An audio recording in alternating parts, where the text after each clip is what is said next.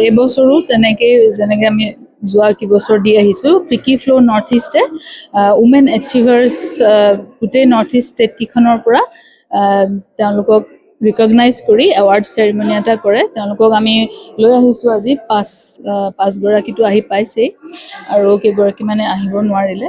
চ' আমাৰ মেঘালয়ৰ পৰা আহিছে, তাৰপাছত মিজোৰাম, ত্ৰিপুৰা, তাৰপিছত আমাৰ অসমৰো আছে, তাৰপিছত বাকী কেইগৰাকী মানে আহিব নোৱাৰিলে আৰু ছিকিম, অৰুণাচল তেওঁলোকক পাৰ্চনেল অসুবিধাৰ কাৰণে। বাকী এতিয়া গভৰ্ণৰ ছাৰ আহি পাইছেহি। চ' আমাৰ এৱাৰ্ড চেৰিমনিটো আৰম্ভ হ'ব। আমি ভাল পাওঁ যেতিয়া ওমেন এণ্টাৰপ্ৰিনিয়ৰবিলাকে ইমান ধুনীয়াকৈ নিজৰ জীৱনত ইমান আগবাঢ়ি গৈছে, ইমান ৰিলেণ্টলেছলি কাম কৰে। চ' সেইখিনি আমি ইনস্পায়াৰ হওঁ তেওঁলোকৰ পৰা আৰু লগতে তেওঁলোককো এপ্ৰিচিয়েশ্যন এটা দিয়া উচিত। চ' আমি প্ৰত্যেক বছৰে এইটো পাতোঁ। গভৰ্ণৰৰ দ্বাৰা দিয়া হ'ব।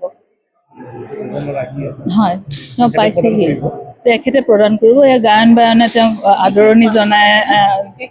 হয়, বিশেষ পাঁচগৰাকীক তেওঁ গভৰ্ণৰক গায়ন বায়নে আগবঢ়াই আনি আছে।